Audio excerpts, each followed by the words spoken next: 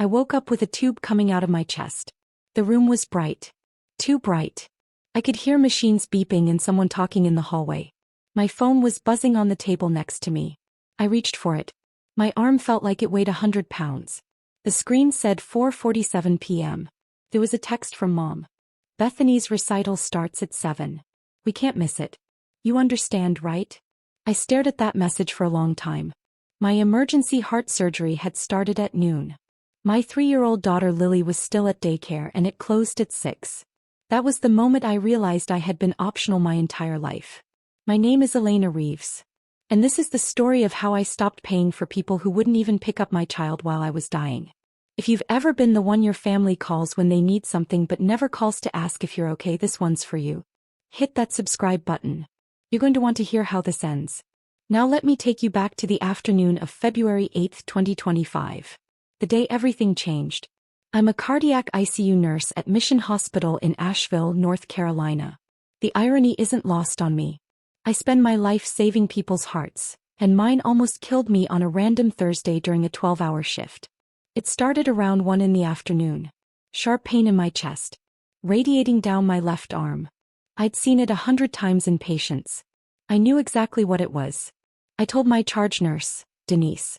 She took one look at my face and called a code.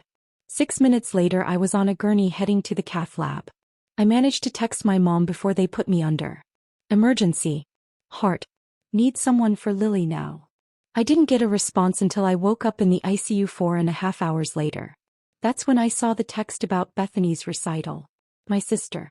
24 years old. Still living at home. Still being funded by our parents for her quote-unquote ballet career. The nurse came in. Her name was Angela. I'd worked with her before. She saw me looking at my phone and asked if I needed anything. I said yes. My phone charger and some privacy. She brought both without asking questions. My hands were shaking as I scrolled through my contacts. I couldn't stop thinking about one specific number. $2,800. That's what I'd been paying every single month for 11 years. Directly to First Citizens Bank. My parents' mortgage payment. They told everyone they'd refinanced. Got a better rate. Downsized their payment after Dad's hardware store had some rough years. They never mentioned me. Not once in 11 years did they tell a single person at a family dinner or a church potluck or a neighborhood barbecue that their daughter had been paying their mortgage since she was 20 years old. I made $68,000 a year as an ICU nurse. Good money. But after taxes, after my rent, after daycare for Lily, after car insurance and groceries and student loans, that $2,800 was everything I had left. Every month I chose between savings and helping them. I chose them. Every time. And now my daughter was sitting at Little Learners Daycare on Marymount Avenue, probably wondering when Mommy was coming to get her. And my parents were getting ready to watch my sister dance in a recital at the Diana Wortham Theater. I texted my dad. Can you get Lily? I'm in surgery. Emergency. Read receipt. 2:11 p.m. No response. I called Bright Horizons nanny service at 4:52 p.m. My voice was hoarse from the breathing tube they'd had down my throat. I explained the situation. The woman on the phone didn't ask a lot of questions. She said they had someone available within 2 hours. $35 an hour. Minimum 4 hours. I said yes. She paused. Then she said, "Honey, I'm so sorry your family isn't there for you." I thanked her and hung up. Then I pulled up another contact. Donald Kruger. Private banker at First Citizens. He'd been handling my parents' accounts for 20 years. He'd also been handling mine since I was 20. Because 11 years ago when my dad came to me crying about losing the house, I didn't just agree to help him. I made sure there was paperwork. Donald helped me write it. My parents signed it without reading it. And buried in that paperwork was a clause. A safety net I hoped I'd never need. My finger hovered over Donald's number. The chest tube pulled when I shifted in bed. I could see the drainage container hanging below me. Dark red fluid. My own blood. The surgeon had told me they'd had to drain my pericardium. Fluid around the heart. Life-threatening if not treated immediately. If this had happened at home I'd be dead. Lily would have found me. I pressed call. Donald answered on the second ring. "Elena? Are you okay?" I heard there was an emergency. Small town. Word travels fast in Asheville. I told him what happened. The surgery. The text from my mom about the recital. Lily's still at daycare. The nanny service I'd just hired because no one in my family could be bothered. He didn't say anything for a few seconds. Then I said 7 words I'd been holding in reserve for 6 years. I want to activate the deed transfer. Long pause. I could hear him breathing. I could picture him in his office at the bank. The one with the window that looks out over Biltmore Avenue. He'd be sitting at his desk. Probably picking up a pen. Probably already reaching for my file. Elena, he said. Are you absolutely sure? Once I file this, there's no reversing it. Your parents will receive an eviction notice within 10 business days. I looked at my phone. At the text from my mom. At the read receipts from my dad. At the time stamp. 4:47 p.m. Lily's daycare closed at 6. They'd known for almost 5 hours that I was in emergency surgery, and they hadn't picked up my daughter. They were choosing a recital. A community theater performance that cost $25 per ticket. They were choosing that over me. Over Lily. Over everything. I'm sure, I said. Donald exhaled. Hey. I'll start the paperwork tonight. Do you want me to come by the hospital tomorrow so you can sign? Yes. Elena, he said. For what it's worth, I think you're doing the right thing. I hung up. The room was quiet except for the machines. I looked at the 4 in my arm. At the monitor showing my heart rate. At the chest tube draining blood I didn't know I'd lost. And I thought about the house on Haywood Road. The 4-bedroom Craftsman my parents bought in 1998. Paid off in 2005. Then secretly remortgaged in 2013 when my dad's gambling debts caught up with him. The house I'd been paying for since March of 2014. 132 payments. Not one of them late. Not one of them missed. $2,800 times 132. $369,600. That's what I'd given them. And they couldn't give me 2 hours to pick up my daughter. Angela came back in to check my vitals. She saw me staring at my phone and asked if everything was okay. I said yes. I lied. But it was about to be. That phone call to Donald wasn't the first time I'd protected myself from my own family. It started in March of 2014. I was 20 years old. Halfway through nursing school at UNC Asheville. Living in a 480-square-foot studio apartment on Tunnel Road that cost $650 a month. I worked night shifts at the Waffle House off Exit 50 to cover rent and tuition. Thursday through Sunday, 10 p.m. to 6 a.m. I'd go straight from my shift to an 8 a.m. pharmacology lecture and try not to fall asleep in the back row. My dad showed up at the Waffle House on a Tuesday night at 2 a.m. He sat at the counter. Ordered coffee. Didn't touch it. I was refilling napkin dispensers when I noticed him. He looked gray. His hands were shaking.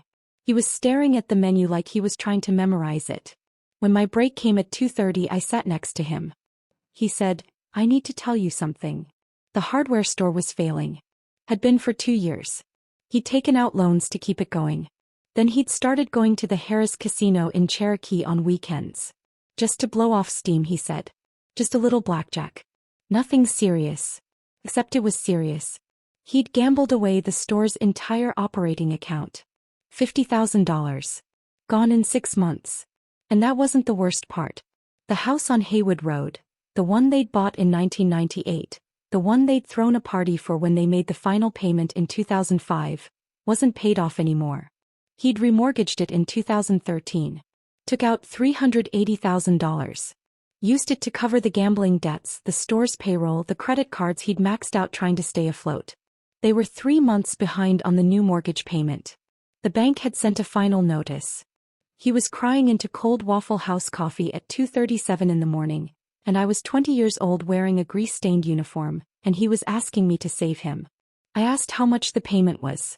He said $2,800 a month. I was making $1,900 a month before taxes. He said he'd pay me back. As soon as the store turned around. As soon as he got back on his feet. He promised. I said I'd help him. But I had one condition. We do this through the bank. Legally. With documentation. He looked confused. He said, Elena, you don't trust your own father?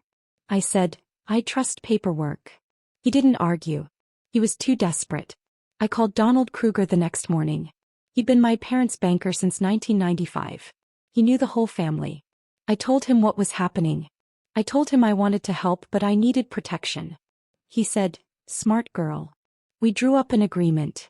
It said I would make the mortgage payments directly to the bank. Not to my parents. The payments would be recorded under my name. And if I made 10 consecutive years of payments, 120 months, I could claim legal ownership of the property. There was also a second clause. Donald added it without me asking. He said it was standard for situations like this. If the original owners ever demonstrated willful neglect of the payer's welfare, I could activate immediate transfer of the deed. I asked what that meant. He said, if they ever put you in danger. If they ever abandon you when you need them most. If they ever prove they value that house less than they value you. He looked at me over his reading glasses. This protects you, Elena. Just in case. My parents signed it on a Thursday afternoon in Donald's office. They didn't read it. Donald asked them twice if they wanted a lawyer to review it. My dad said no. He said, "It's just family helping family. We don't need lawyers for that."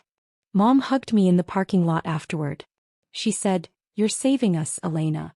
You're our angel." I made the first payment the following week. March 28, 2014. $2,800. I made the second payment on April 28th. I made the third payment on May 28th. I never missed one. Not when I graduated nursing school in 2016 and had 6 months of student loan payments stacking up. Not when I found out I was pregnant with Lily in 2021 and had to move to a bigger apartment. $100 a month instead of $650. Not when Lily was born in February 2022 and daycare cost $1,200 a month. Not during the pandemic when my hours got cut and I had to pick up agency shifts at 3 different hospitals just to make ends meet. Every month. $2,800. Like clockwork. And every month my parents told people they'd refinanced. That they'd gotten a better rate. That Gordon's store was doing fine. Just smaller now, more manageable. They never mentioned me. Not once. I went to Thanksgiving at their house in November 2019. 5 years into the payments. My Aunt Carol was there. She was complimenting my mom on the new deck they'd built off the back of the house. Composite wood. Custom railing. It cost $12,000. Carol said, "You two are doing so well. I'm so glad the store bounced back." Mom smiled. She said, "We've been very blessed." I was sitting right there at the kitchen table. She looked at me. Our eyes met. She didn't say a word. Later that night I helped her load the dishwasher. Just the two of us in the kitchen. She was rinsing plates. I was standing next to her drying a casserole dish. I said, "You could have told Carol the truth." She handed me another plate. She said, "What truth?" "That I've been paying your mortgage for 5 years." She turned off the water. Dried her hands on a towel. She said, "Elena, we're very grateful. But people don't need to know our private business. It would be embarrassing for your father." I put the dish down. I said, "Embarrassing for him." She nodded. She said, "He's very proud. You know that." Then she walked out of the kitchen. I stood there looking at a sink full of dishes from a Thanksgiving meal I'd helped pay for in a house I was buying for people who were embarrassed to admit I existed. That was the same year Bethany moved back home after dropping out of NC State. She said college wasn't for her. She wanted to focus on dance. Mom and Dad supported her decision. Set up the guest room as her permanent bedroom. Paid for private ballet lessons 3 times a week at $80 per session. I did the math once. $960 a month. I was paying their mortgage. They were paying for Bethany's dream. At Christmas that year they gave Bethany a used Honda CR-V. 2015 model. Silver. 62,000 miles. They'd bought it outright for $18,000. They gave me a Keurig. Mom said, "We know how busy you are. We thought this would save you time in the mornings." It was still in the box. From Walmart. $79.99. I could see the price sticker. Bethany hugged them. She cried. She said, "You guys are the best parents in the world." I said thank you for the Keurig. I left after dessert. Drove home in my 2011 Corolla with 140,000 miles and a check engine light that had been on for 8 months. I didn't have $1,200 to fix it. I had $2,800 going to a mortgage and $1,200 going to daycare and $400 going to student loans. But Bethany had a CR-V. And my parents had their pride. The payment I made in December 2019 was number 71. 49 to go. I thought about Donald's clause sometimes. The one about willful neglect. The one about proving they valued the house less than they valued me. I thought about it, but I kept paying. Because I told myself they'd come through if I really needed them. I told myself that when it mattered, when it was life or death, they'd show up. I was wrong. Have you ever sacrificed everything for family only to realize they saw it as your job, not your choice? Drop your story in the comments. And if you're still with me, hit that subscribe button, because this story is just getting started. I kept making those payments even when I knew it was killing me. Literally. February 8, 2025. A Saturday. I was working a 12-hour shift in the cardiac ICU at Mission Hospital. We'd had 2 admissions before 10 a.m. A 67-year-old man with congestive heart failure. A 52-year-old woman post-bypass surgery. Both stable by noon. I was charting the woman's vitals when the pain started. The center of my chest. Radiating down my left arm like someone was dragging a hot wire through my veins. I knew what it was. I'd seen it 100 times. I'd helped save people from it 100 times. I was having a cardiac event. I walked to the nurse's station. My charge nurse was Denise. She'd worked ICU for 22 years. I said, "Denise, I need you to call a code." She looked up from her computer. "What?" I said, "I'm having chest pain. Left arm. I need you to call it now." She stood up so fast her chair rolled backward and hit the wall. Within 6 minutes I was on a gurney. Within 8 minutes I was in the cath lab. Within 12 minutes I was sedated and they were threading a catheter through my femoral artery to look at my heart. I managed to grab my phone before they put me under. Texted my mom. "Emergency. Heart. Need someone for Lily now." Then everything went black. I woke up 4 hours later. I already told you about that part. The test tube. The text about the recital. What I didn't tell you was what happened in between. While I was unconscious, my mom responded. "Oh no, sweetie. What happened?" "Praying for you." Like I'd texted her about a fender bender. The nurse had my phone on the table next to me when I woke up. I read the message. My hands were shaking. I typed back. "Can you pick up Lily from daycare at 6? I'm going into surgery now. She can't stay there overnight." Sent at 1:14 p.m. Read receipt. 1:22 p.m. No response. I texted my dad. "Dad. Emergency surgery. Heart. Need you to get Lily at Little Learners by 6. Please." Read receipt. 1:35 p.m. No response. I stared at my phone. The room was too bright. There was a machine beeping next to me. I could feel the tube in my chest pulling every time I breathed. My mouth was dry. My throat hurt from the breathing tube they'd had down it during surgery. And my parents had read my messages and said nothing. At 3:40 p.m. my mom finally replied. "Honey, tonight's Bethany's big recital at the Diana Wortham Theater. We promised we'd be there. She's performing a solo. Can't your neighbor help?" I read that message 3 times. I was still groggy from the anesthesia. My brain felt like it was moving through mud. But I understood what she was saying. My neighbor. The one I barely knew. The one who worked nights. The one whose name I couldn't remember. That neighbor. Not them. Not my parents. Not the people whose house I'd been paying for since I was 20 years old. I didn't respond. At 4:02 p.m. the attending cardiologist came in. His name was Dr. Patel. Mid-50s. Calm voice. He pulled a chair next to my bed and sat down. He said, "Elena, we found something during the procedure." I waited. He said, "You have hypertrophic cardiomyopathy. It's a genetic condition. Your heart muscle is abnormally thick. It restricts blood flow. It's what caused the event today." He paused. "If this had happened outside a hospital, your survival rate would have been around 30%. I asked if it was treatable. He said yes. Medication. Lifestyle changes.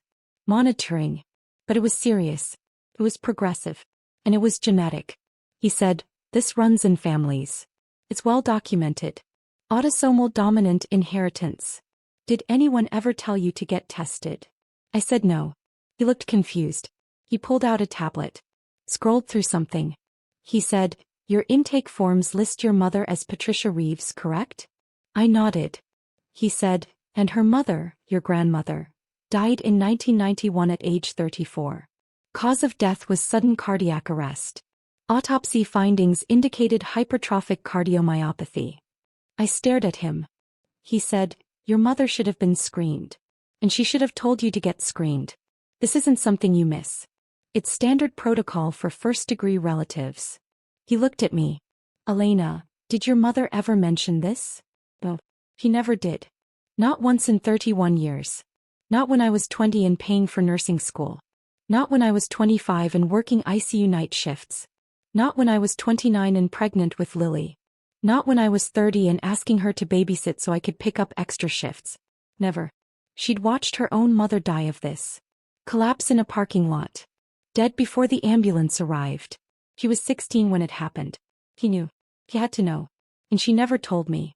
Dr. Patel was still talking. He was saying something about genetic counseling. About getting Lily tested when she was older. About how early detection saves lives. I wasn't listening anymore. I was thinking about my grandmother. Constance. I'd only seen pictures of her. Dark hair. Thin. Smiling in every photo my mom kept in the hallway. Dead at 34. I was 31. Lily was 3. If I'd died today, she would have been the same age my mom was when her mother died. And my mom knew this could happen. He knew. And she chose not to tell me. I asked Dr. Patel if I could be alone. He said yes. He'd check on me in a few hours. He left. I picked up my phone. Stared at my mom's last message. "Can't your neighbor help?" I didn't cry. I didn't feel sad. I felt something else. Clarity. For 11 years I told myself they were grateful. That they appreciated what I was doing. That if I ever really needed them, if it was ever life or death, they'd show up. I was lying in a hospital bed with a tube draining blood from my chest. My daughter was at daycare with no one to pick her up. And my parents were getting ready to watch Bethany dance. That's when I called Donald. That's when I activated the deed transfer. But before I made that call, I made another one. At 4:47 p.m., I called Bright Horizons nanny service. I explained the situation. Emergency surgery. No family available. A 3-year-old who needed to be picked up from daycare and cared for overnight. The woman on the phone asked if I had anyone at all who could help. I said no. She didn't ask why. She just said, "We'll take care of her. Don't worry." I gave her my credit card information over the phone. Gave her Lily's daycare address. Gave her the code to my apartment. Told her where Lily's pajamas were. Where her stuffed rabbit was. What she liked to eat for dinner. The woman wrote everything down. She said, "Honey, I'm so sorry your family isn't there for you." I thanked her. Hung up. And that's when I realized something. A stranger cared more about my daughter than my parents did. A stranger I'd never met was picking up my child while my parents drove past my building on their way to a theater. I looked at my phone. At Donald's contact information. At the clause he'd written into that agreement in 2019. Willful neglect of the payer's welfare. I pressed call. He answered on the second ring. I'd already explained everything. The surgery. The text messages. The recital. Donald listened without interrupting. When I finished, there was a long silence. Then he said, "I'll start the paperwork tonight." That was it. No judgment. No questions about whether I was sure. He understood. I hung up and put the phone on the table next to me. The room was quiet except for the beeping of the monitors. A nurse came in to check my vitals. Different nurse. Not Angela. This one was younger. She smiled and adjusted something on the 4-pole and left without saying much. I closed my eyes. Tried to sleep. Couldn't. Dr. Patel came back the next morning. Sunday. He pulled a chair up next to my bed and sat down with my chart in his lap. He was wearing scrubs. Blue. The hospital kind that look like they've been washed 1,000 times. He said the surgery had gone well. They drained the fluid. Stabilized me. But the underlying condition was serious. He said my heart muscle was dangerously thickened. The left ventricle. It had probably been progressing for years. Slowly. Quietly. No symptoms until it reached a critical point. He said if I hadn't been working in a hospital when the symptoms started, I'd be dead. If it had happened in my car. At home. At the grocery store. Dead. He said the survival rate for sudden cardiac arrest outside a hospital is 30%. And that's if someone nearby knows CPR. If they call 911 immediately. If the ambulance gets there in under 8 minutes. Most people don't make it. I would not have made it. And Lily would have been in the next room. Dr. Patel asked again about my family history. I knew he'd already asked. But he wanted to hear it again. Wanted to make sure he had it right. I told him about Constance. My grandmother. My mom's mother. She died in 1991. Collapsed in the parking lot of the Belk department store on Tunnel Road. She'd been shopping for a dress for my mom's junior prom. She was 34 years old. Dead before the ambulance got there.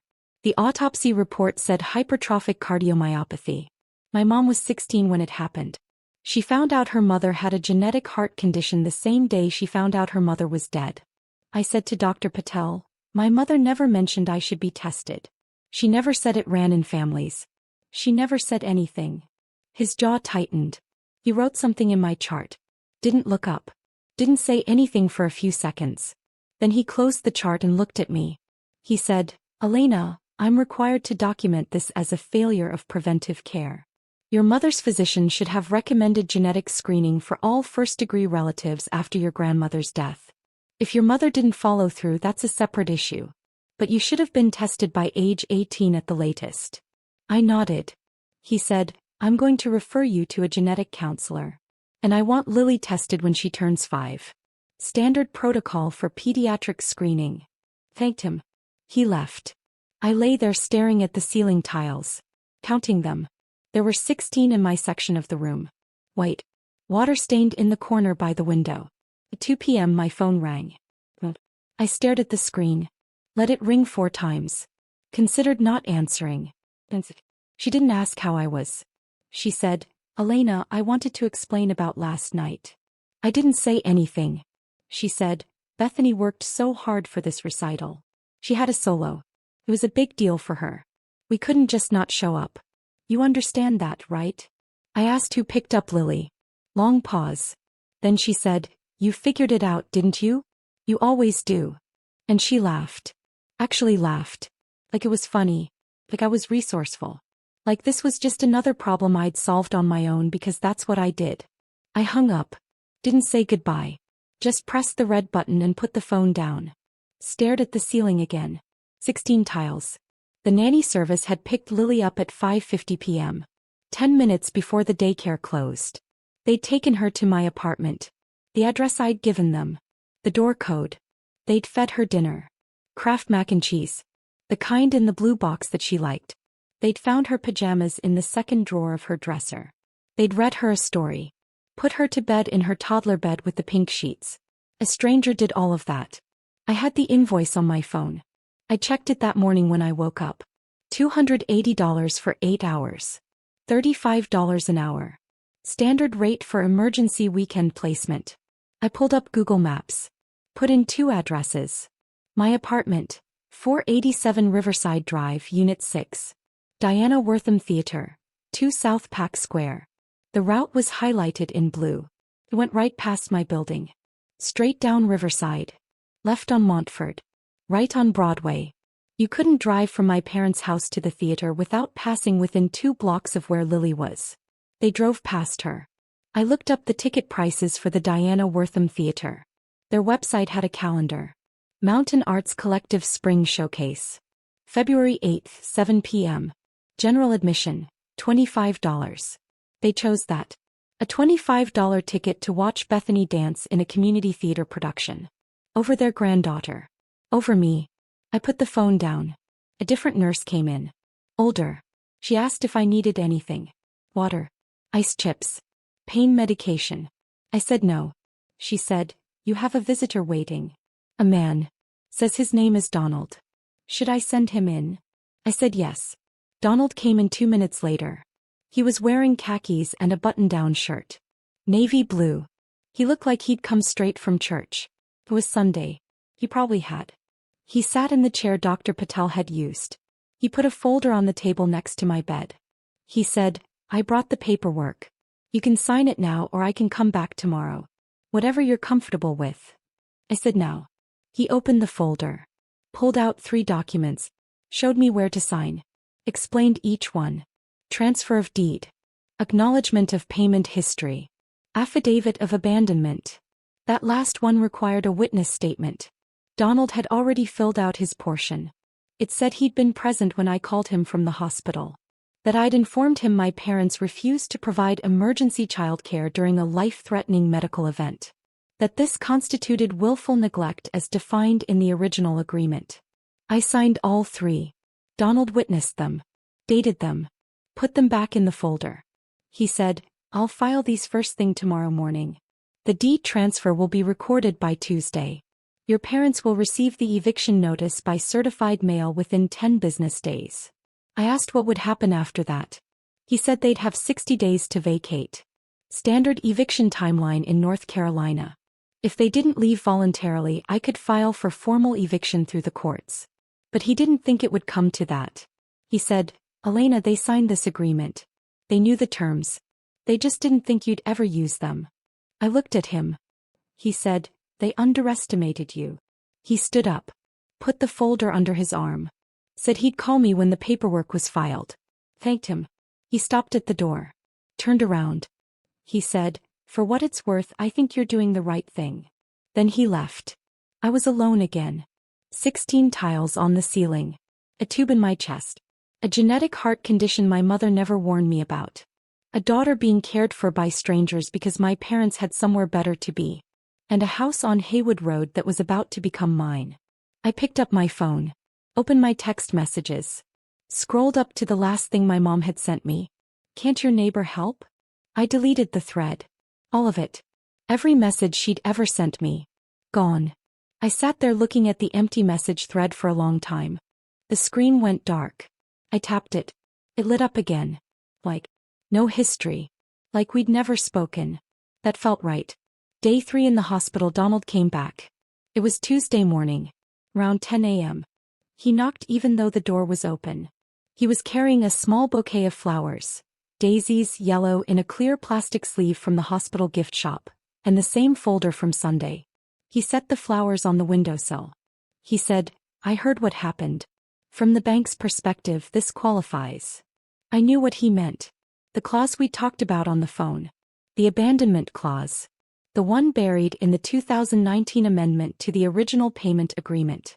He pulled the chair closer to my bed. Opened the folder. Inside were printed copies of 2 documents. One from 2014. One from 2019. He said, "Let me walk you through this." The 2014 document was the original agreement. The one my dad signed when I was 20 years old. The one that said if I made 10 consecutive years of mortgage payments, I could claim ownership after 120 months. That was the safety net I'd built for myself back then. But in 2019 I'd gone back to Donald. I'd made 5 years of payments by then. 60 months. Halfway to the 10-year mark. And I'd started to worry. I'd started to notice things. Like how my parents never acknowledged what I was doing. How they never said thank you after the first year. How they spent money on Bethany, dance lessons, a car, new furniture for her bedroom, while I was driving a Corolla with a broken air conditioner and eating ramen 4 nights a week. I'd asked Donald if there was any way to protect myself. If there was any way to make sure they couldn't just wait out the 10 years and then kick me out of their lives the second the house was mine. He'd said yes. He drafted an amendment. Added a second clause. It said that if my parents ever demonstrated willful neglect of the payer's welfare, if they ever endangered me, abandoned me, or put their own interests above my survival, I could activate immediate transfer of the deed. No waiting for 10 years. Immediate.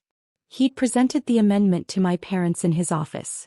Told them it was just standard legal language. An update to reflect changes in North Carolina property law. They'd signed it. Never read it. My mom had been in a hurry that day. She'd had a hair appointment at 3 o'clock. She'd signed her name, Patricia A. Reeves, in blue ink and said, "We really appreciate this, Donald. Elena's been such a blessing." Then she'd left. Donald looked at me now in the hospital bed and said, "If you activate this, there's no going back." I waited. He said, "They'll receive an eviction notice within 10 business days. The house is in your name as of the moment I file the paperwork. They'll have 60 days to vacate. After that, if they refuse to leave, you can file for formal eviction through the court system." I asked what would happen to their equity. He looked at me. He said, "What equity?" He pulled out a calculator. The small kind that fits in your pocket. He punched in some numbers. He said, You've made 132 payments. $2,800 per month. That's $369,600. The house was remortgaged in 2013 for $380,000. At the current interest rate and payment schedule, the remaining balance on the original loan is approximately $287,000. He looked up. He said, "You've paid more than the equity value of the property. You've paid more than most people pay for a house outright. You are the equity, Elena." I asked if they could sue me. He said they could try.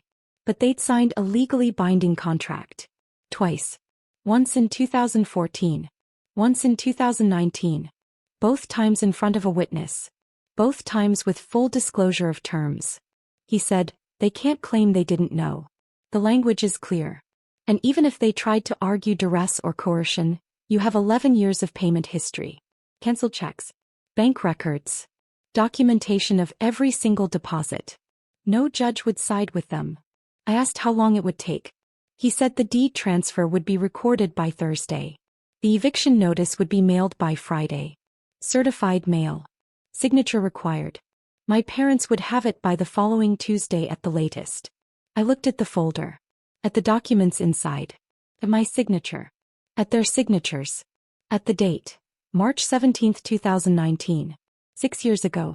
I'd been 25 years old. Working 60-hour weeks. Paying off student loans. Sending $2,800 a month to a bank account my parents pretended didn't exist. And I'd known even then that I needed a way out. I just hadn't known I'd ever actually use it. Donald handed me a pen. He said, "Sign here. And here. And initial here." I signed. He witnessed it. Wrote his name in the box at the bottom. Dated it. February 11, 2025. He put the documents back in the folder. Closed it. Held it against his chest. He stood up. He said, "For what it's worth, Elena, I've never seen someone make 132 consecutive payments without a single late notice. Not once. Not even during the pandemic when half my clients were asking for forbearance." He paused. He said, "You could have stopped at any time. You could have walked away. But you didn't. You honored your word. Even when they didn't honor theirs." I didn't say anything. He walked to the door. Stopped. Turned around. He said, "Your parents never asked how you were doing, did they?" "No. They never did. Not once in 3 days. Not once since I'd texted them from the gurney on my way to surgery. Not once." He nodded. Like he'd expected that answer. He said, "I'll call you when it's done." Then he left. I looked at the flowers on the windowsill. Yellow daisies. The cheap kind. The kind you buy because you're supposed to bring something to a hospital room but you don't really know the person that well. Except Donald did know me. He'd known me since I was 20 years old, sitting in his office with my dad, signing a contract that would define the next 11 years of my life. He'd watched me make every payment. He'd never asked why I kept going. He'd just witnessed it. The nurse came in. Angela. The one from day one. He asked how I was feeling. I said fine. He checked my vitals. Adjusted the 4. Looked at the flowers. She said, "Those are nice. From your family?" I said no. From my banker. She smiled. Didn't ask any follow-up questions. I picked up my phone. Opened the browser. Typed in, 1247 Haywood Road, Asheville, North Carolina. The Zillow listing popped up. Last sold in 1998. $185,000. Estimated current value, $520,000. For bedrooms. 2.5 baths. 2,400 square feet. Craftsman style. Built in 1987. Hardwood floors. Covered front porch. Detached garage. I scrolled through the photos. They were old. From 2016. Before my parents had remodeled the kitchen. Before they'd added the deck. Before I'd paid for all of it. I closed the browser. Stared at the ceiling. 16 tiles. In 10 business days, my parents were going to open their mailbox and find a certified letter from First Citizens Bank. Inside would be an eviction notice. And attached to that notice would be 132 canceled checks. Every single one with my signature. Every single one for $2,800. Every single one made out to First Citizens Bank with the memo line, "Mortgage payment for 1247 Haywood Road." They were going to see all at once what I'd been doing for 11 years. They were going to understand that the house they'd been living in, the house they'd remortgaged to cover my dad's gambling debts, the house they'd renovated with my money, the house they'd used as a backdrop for family photos and holiday dinners and Bethany's high school graduation party, wasn't theirs anymore. It was mine. And I was taking it back. What would you do in this situation? Would you forgive family or would you protect yourself? Tell me in the comments. And hit that like button if you think loyalty goes both ways. I put my phone down and didn't think about them for 3 days. The hospital discharged me on February 17th, 9 days after the surgery. Dr. Patel signed off on it. Said I was stable enough to recover at home as long as I had help with Lily and didn't lift anything heavier than 10 pounds for 6 weeks. I didn't have help. Not from family. But I had Ruth. Ruth was the nanny from Bright Horizons who'd picked up Lily that first night. 62 years old. Gray hair pulled back in a ponytail. She wore Crocs and carried a canvas tote bag with a cross-stitched pattern on it. She'd been doing this for 30 years. Emergency placements. Last-minute calls. Kids whose parents were in crisis. She'd stayed with Lily for 3 days while I was in the ICU. When I got discharged, I asked if she'd be willing to stay longer. Full-time. 2 weeks. Maybe 3. However long it took for me to get back on my feet. She said yes without hesitating. I asked how much. She said $3,200 for 2 weeks. $1,600 per week. 8-hour days. She'd come at 7 a.m. Leave at 3 p.m. She'd handle breakfast, lunch, and keeping Lily entertained while I rested. I agreed. That was the money I used to send to First Citizens Bank. The $2,800 I'd been paying every month for 11 years. I didn't make the March payment. For the first time since 2014 I kept it. And I used it to pay someone who actually showed up. Ruth didn't ask why my parents weren't helping. She didn't ask where Lily's grandparents were. She didn't ask anything. She just arrived every morning at 7 a.m. with a thermos of coffee for herself and a smile for Lily. He was kind. That was the word that kept coming to mind. Kind. Not performatively nice. Not sweet in a way that felt fake. Just kind. She read books to Lily. She made scrambled eggs. She wiped down the counters. She didn't treat me like I owed her an explanation. She just showed up. My mom texted twice during those 2 weeks. First text February 18th. Glad you're home. Let's do lunch soon. No follow-up question. No, how are you feeling? No, do you need anything? Just lunch. Like I'd been on vacation. Second text February 21st. Bethany's recital video is on Facebook if you want to watch. She was amazing. I didn't respond to either one. My dad didn't text at all. Didn't call. Nothing. Bethany sent me a Facebook message on February 19th. I saw the notification but didn't open it for 2 days. When I finally did, it said, "Hope you're okay. Mom said you had a thing with your heart." A thing. Like I'd had a bad cold. Like I'd tweaked my back. I didn't respond. The eviction notice was delivered on February 24th. Donald called me at 4:15 p.m. I was in the kitchen with Lily. She was sitting in her booster seat at the table eating dinner. Mac and cheese. The kind from the blue box. Her favorite. Donald said, "It was just delivered. Certified mail. They'll have it within the hour." I said okay. He said, "Are you ready for this?" I said yes. He said he'd call me if they contacted him. Then he hung up. I put the phone on the counter. Lily said, "Who was that?" I said, "A friend." She said, "Can I have more juice?" I poured her more juice. Apple. From the plastic bottle with the twist cap. Everything felt surreal. I was standing in my kitchen pouring juice for my daughter, and 3 miles away my parents were about to open a letter that would tell them they didn't own their house anymore. That I did. My phone rang at 4:52 p.m. I looked at the screen. Let it ring. Sent it to voicemail. It rang again at 4:55 p.m. Mom again. Voicemail. 4:58 p.m. 5:03 p.m. Dead. 5:06 p.m. 5:09 p.m. Bethany. 5:12 p.m. I turned the ringer off. Ruth had already left for the day.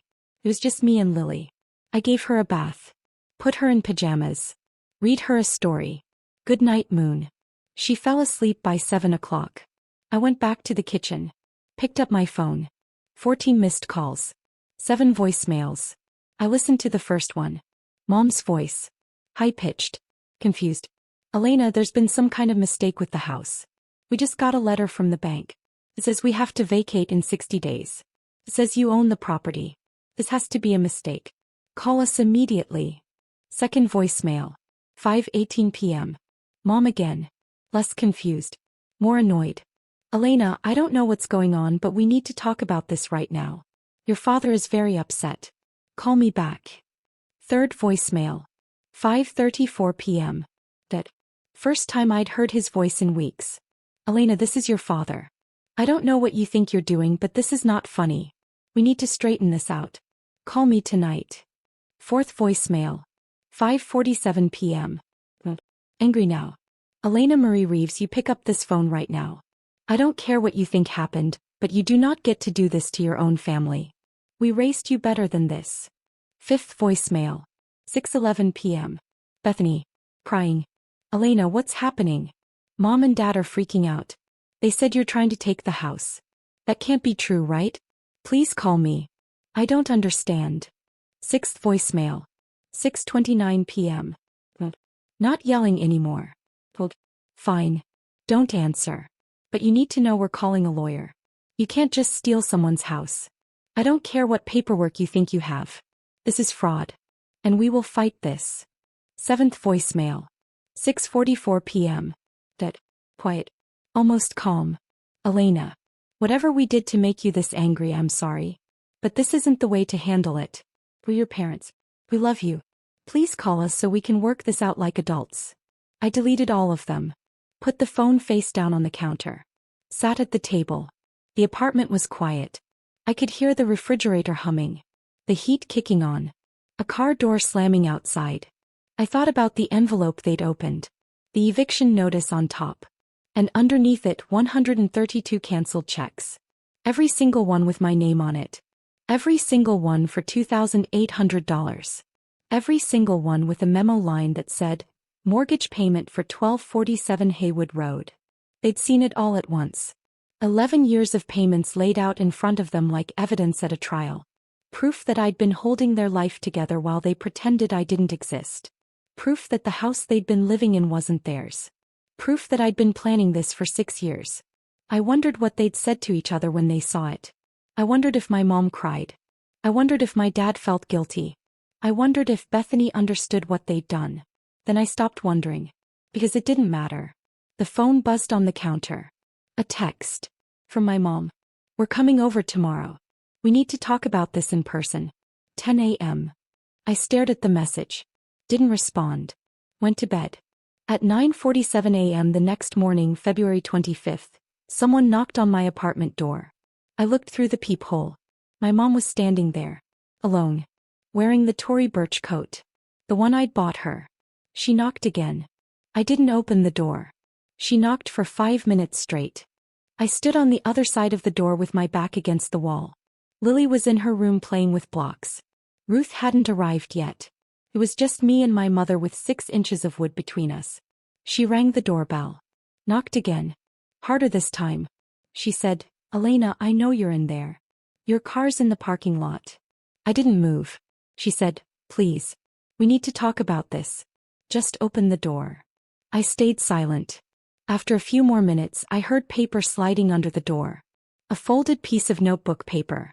The kind with the torn edge from a spiral binding. I waited until I heard her footsteps going down the hallway. Heard the stairwell door open and close. Then I picked up the note. It said, please let us explain. You're destroying this family. I folded it back up. Put it in the kitchen drawer with the takeout menus and expired coupons. That was March 2nd. Donald had called me the day before to tell me what he'd sent them. He said he'd included something extra with the eviction notice. Something I hadn't asked for but that he thought they needed to see. A manila envelope. Thick. Stuffed full. Inside were copies of all 132 canceled checks. Every single one. Each check had my signature. The date.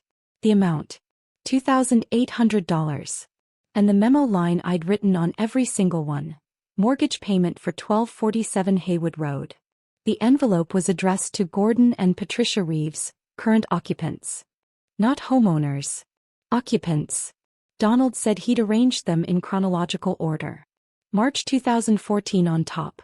February 2025 on the bottom. 11 years of payments they'd pretended didn't exist. He said, I wanted them to see it all at once. I wanted them to understand what you did for them. Thanked him. He said, they're going to fight this. You know that, right? I said I knew. He said he'd handle it. My dad tried a different strategy. On March 4th I was at work. Back on the floor for the first time since the surgery. Light duty. No patient care. Just charting and administrative tasks. Dr. Patel had cleared me for desk work only. I was at the nurse's station around 2 p.m. when Denise came up to me. She looked uncomfortable. She said, your dad called the unit. I looked up from the computer. She said, he told me it was a family emergency. Asked me to have you call home. He said it was urgent. I asked what she told him. She said, I told him I'd pass along the message. I didn't promise anything. I thanked her. She hesitated. Then she said, Elena, you don't owe me an explanation. But if you need anything, I'm here. I nodded. She walked away. I pulled out my phone. There was a voicemail from my dad. Timestamp, 1:47 p.m. I deleted it without listening. Blocked his number. Blocked my mom's number. Blocked Bethany's number. Then I went back to work. On March 8th, Donald called me at 6:30 p.m. He said, your parents hired a lawyer. I said okay. He said, the lawyer contacted me this afternoon. Sent a letter. Claims you coerced your parents into signing the agreement. Claims they didn't understand what they were signing. Claims you took advantage of their financial ignorance. I asked what he said back. Donald laughed. Actually laughed. He said, I sent him one page. Just one. A copy of the original mortgage document from 2013. The one your father signed when he remortgaged the house. He paused. He said, it shows that the house was paid off in 2005. It shows that your father took out a new loan for $380,000 in December 2013. And it shows the reason for the loan. Debt consolidation. I waited. He said, I highlighted the section where it lists the debts being consolidated. Credit card debt. Business loans. And a $50,000 line of credit from Harrah's Casino in Cherokee. I closed my eyes. He said, I also included a cover letter.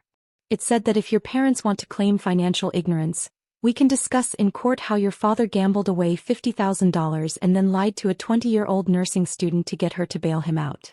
I said we can also discuss how your mother knew about your grandmother's heart condition and never told you to get tested, which directly endangered your life. He paused again. He said, their lawyer stopped returning my calls after that. I asked if it was over. He said probably. He said most lawyers won't take a case this week. Especially when the other side has 11 years of documented payments and a signed contract with clear terms. He said, they might try to find someone else. But it's not going to go anywhere. You're protected, Elena. Thanked him. He said, you did nothing wrong. Remember that. I hung up. Sat on the couch. Lily was asleep in her room. Ruth had left an hour ago. The apartment was quiet. I thought about my dad's gambling debt. The $50,000 he'd borrowed from the casino. The debt he'd been too ashamed to tell anyone about except me. I thought about how he'd cried in the Waffle House at 2 a.m. How he'd said he'd pay me back. How he'd promised it was temporary. How he'd signed the paperwork without reading it because he trusted me. Oh, because he was desperate. Because he had no other choice. Because I was the only person stupid enough to say yes. On March 15th, I got a text from a number I didn't recognize. It said, this is Bethany. I'm using a friend's phone. Please talk to me. I don't understand what's happening. Mom and Dad won't tell me anything. They just keep saying you're trying to ruin us. That's not true, is it? I stared at the message for a long time. Then I blocked that number too. I didn't owe her an explanation. I didn't owe any of them anything. I'd paid my debt. 132 times over. On March 20th, Donald called again. He said, they're moving out. I got confirmation from their moving company. They scheduled it for April 10th. I asked if they'd tried to negotiate. He said no. He said they knew they didn't have a case. They knew the contract was legal. They knew I'd honored every term. He said, they're leaving quietly. No lawyers. No court. They're just going. I asked where they were going. He said he didn't know. He said it wasn't his business. It wasn't mine either. I said okay. He said the house would be mine free and clear on April 11th. He'd send me the final deed. I could do whatever I wanted with it. Sell it. Rent it. Move into it. I said I'd probably sell it. He said that was smart. We hung up. I sat at the kitchen table, opened my laptop, pulled up my bank account. The March mortgage payment, $2,800, was still sitting there, unspent. For the first time in 11 years, I had money left over at the end of the month. I transferred $1,000 into Lily's savings account, kept the rest. Then I closed the laptop and made dinner. 2 weeks later, I got a call from the IRS. It was April 3rd, a Wednesday. I was at home with Lily. Ruth had the day off. We were sitting on the floor building a tower out of wooden blocks when my phone rang. Unknown number. 202 area code. Washington, D.C. I almost didn't answer. But something made me pick up. A woman's voice. Professional. Come. She said, "Is this Elena Reeves?" I said yes. She said, "My name is Caroline Mitchum. I'm a revenue agent with the Internal Revenue Service. I'm calling about a tax matter involving Gordon and Patricia Reeves. Are they your parents?" I said yes. She said, "Do you have a few minutes to talk?" I said yes. Lily knocked over the tower. Started rebuilding it. I walked into the kitchen. Closed the door.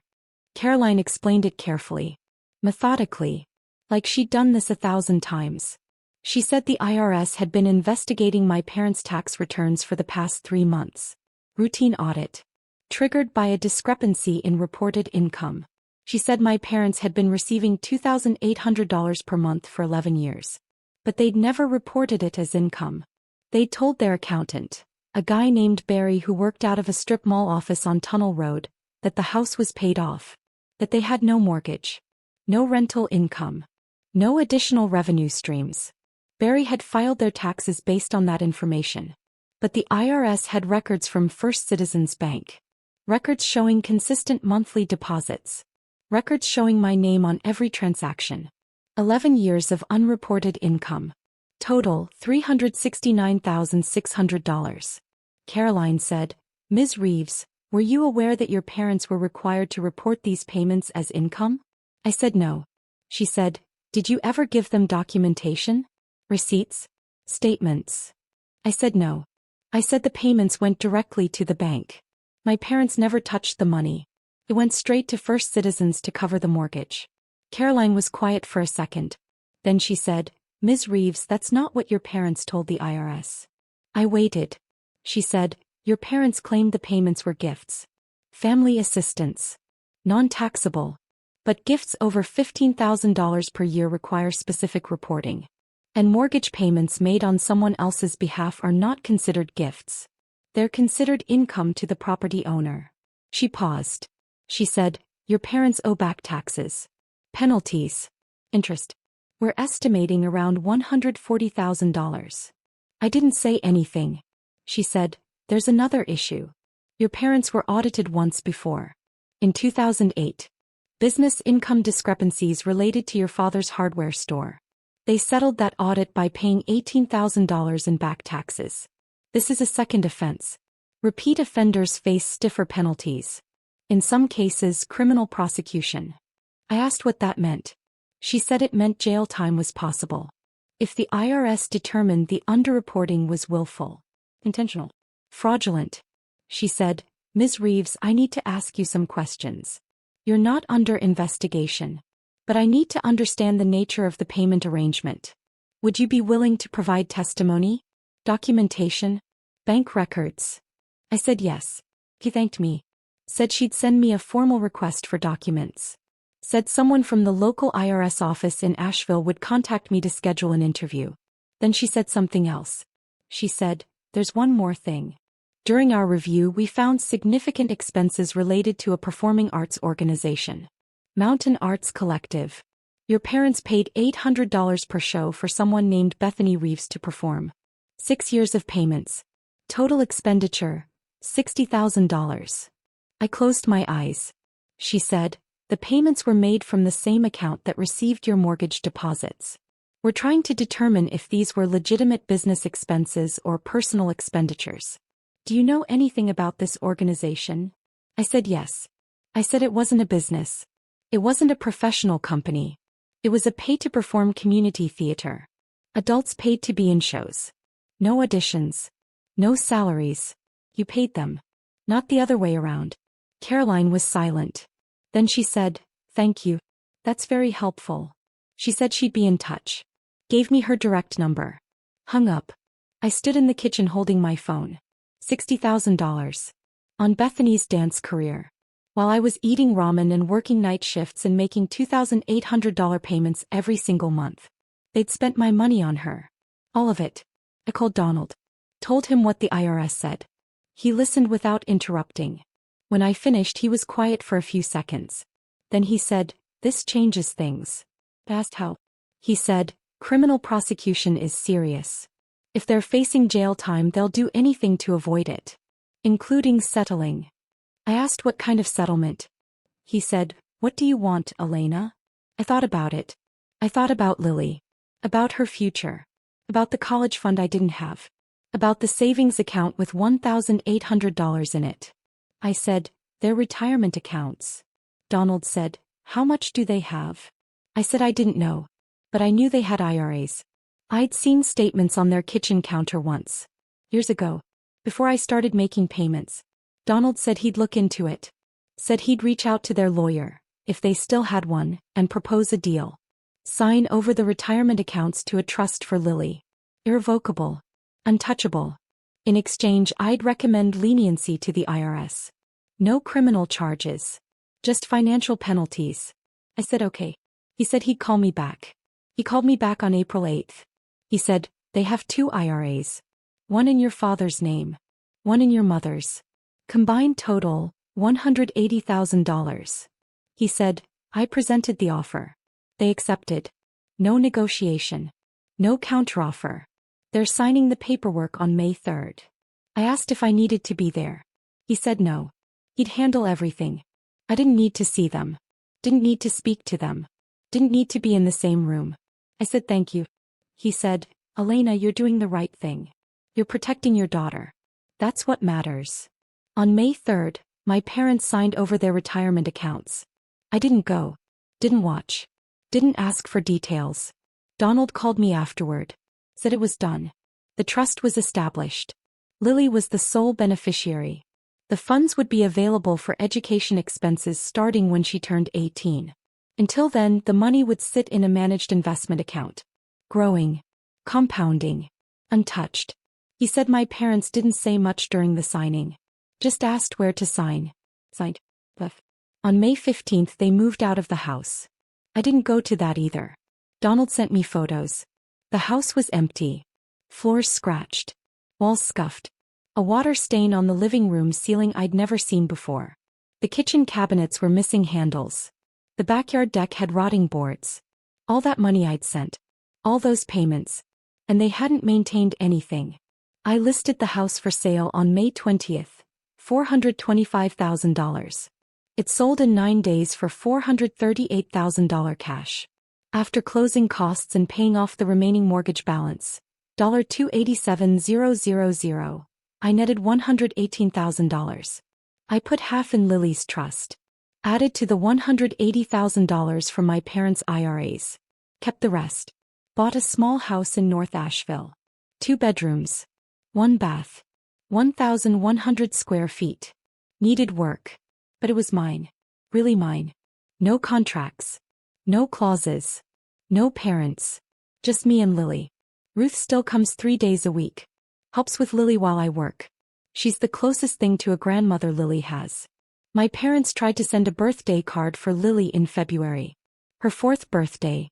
I returned it unopened. Wrote "Return to sender" on the envelope. Haven't heard from them since. Today Lily is 4.5. Healthy. Happy. She doesn't remember most of what happened. She asks about her grandparents sometimes. I tell her they live far away. She asks if we'll see them. I say no. She says okay. Moves on. Builds another block tower. Dr. Patel monitors my heart every 3 months. Medication is working. No new symptoms. No complications. I'm alive. My daughter is safe. And I'm finally free. Type karma in the comments if you think they got what they deserved. And share this story with someone who needs to hear it. I went to see it one time. June 12th. A Saturday. 2 weeks after the closing. The estate clean-out company had finished the day before. Hauled away everything my parents had left behind. Furniture. Clothes. Boxes of junk from the basement. They'd charged $2,400. I'd paid it. Added it to the expenses column on the spreadsheet I was keeping. I drove there alone. Left Lily with Ruth. Told her I'd be back in a couple hours. I parked in the driveway. The same driveway I'd walked up 1,000 times as a kid. Cracked concrete. Weeds growing through the gaps. The key was under the mat. The realtor had left it there. I unlocked the door. Walked inside. The hardwood floors were scuffed. Deep scratches near the front door. Water damage by the windows. Dark stains where furniture had sat for years. I walked through the living room. Into the dining room. The walls were yellowed. Nail holes everywhere. Picture frames removed. The outlet covers were cracked. The kitchen was worse. There was a leak under the sink. I could see it. Water damage on the cabinet floor. Warped wood. The faucet dripped. The countertop was chipped along the edge. The tile backsplash had 3 missing pieces. I opened the refrigerator. But it smelled. Like something had rotted in there and no one had cleaned it properly. I closed it. Walked upstairs. For bedrooms. 2 bathrooms. All empty. All damaged. The carpet in the hallway was stained. The bathroom tile was cracked. One of the bedroom closets had a hole in the wall. Fist-sized. Like someone had punched it. I stood in the doorway of what used to be my childhood bedroom. Yellow walls. I'd painted them myself when I was 14. Begged my parents to let me pick the color. They'd said yes. Now the paint was peeling near the ceiling. Water damage. Probably from the roof. I went back downstairs. Looked at the inspection report the buyer had requested. 72 pages. I'd read it twice already. But I read it again standing in the empty living room. Roof. Needs full replacement. Estimated cost $18,000. Plumbing. Multiple leaks. Foundation issues. Estimated cost $12,000. HVAC system. Original to the house. 1987. Needs replacement. Estimated cost $8,500. Electrical outdated wiring. Not up to code. Estimated cost $6,000. Total estimated repairs $44,500. I'd sent them $369,600 over 11 years. And they'd let the house fall apart. I walked outside. Locked the door. Put the key back under the mat. Sat in my car for 10 minutes. Stared at the house. Then I drove away. I listed it the next week. Wednesday, June 18th. The realtor said we should price it at $420,000. Account for the repairs. Price it to sell fast. It sold in 11 days. Cash offer. $435,000. No inspection. No contingencies. The buyer wanted it as is. Closing was July 9th. After closing costs, after repairs I'd already paid for, after settling the remaining mortgage balance with First Citizens Bank, $287,000, I walked away with $118,000. Not the $380,000 I'd put in. But it was done. I put $59,000 into Lily's trust. Combined with the $180,000 from my parents' IRAs, she had $239,000 set aside for college. Safe. Growing. Untouchable. Kept the rest. Used it as a down payment on a house in North Asheville. A small house on Edgewood Road. 2 bedrooms. 1 bathroom. 1,100 square feet. Built in 1962. Needed paint. Needed new appliances. But the bones were good. The roof was new. The plumbing worked. The furnace was 10 years old. And it was mine. I closed on it August 1st. Moved in August 5th. Me and Lily. Ruth helped. Brought us a casserole. Helped unpack boxes. Hung curtains in Lily's room. That night after Lily was asleep I sat on the back porch. A small concrete slab. Barely big enough for 2 chairs. But there was a yard. Grass. A fence. A tree. I sat there until it got dark. Listened to crickets. watched fireflies. And I felt something I hadn't felt in years. Peace. On August 14th, I got an email. From Bethany. Subject line, I'm sorry. I almost deleted it. Hovered my finger over the delete button for 30 seconds. Then I opened it. It was long. 3 paragraphs. Single-spaced. She said she didn't know about the payments. Didn't know about the contract. Didn't know I'd almost died. She said Mom had told her I'd had a minor procedure. That I was being dramatic. That I was trying to manipulate them. She said she'd asked to visit me in the hospital. Mom said no. Said I needed rest. Said I didn't want visitors. She said she found out the truth in May. After they moved out. After the IRS case. After everything. He said Mom had finally admitted what happened. Admitted I'd been paying for the house. Admitted they'd spent the money on her. On dance lessons. On the car. On everything. He said she felt sick. He said she was sorry. She said she understood if I never wanted to speak to her again. He said she loved me. I read it twice. Then I closed the laptop. Didn't respond. Some things don't get fixed with apologies. Some things just end. That was August. It's January now. Lily turned 5 in February. Last month. We had a small party. Just her and Ruth and 2 kids from her preschool. We made cupcakes. Played games in the backyard. She wore a pink dress Ruth had bought her. She was happy. A card came in the mail the day before her birthday. Return address. Asheville, North Carolina. But not the Haywood Road house. A different street. Westwood Place. Apartment 12C. I didn't open it.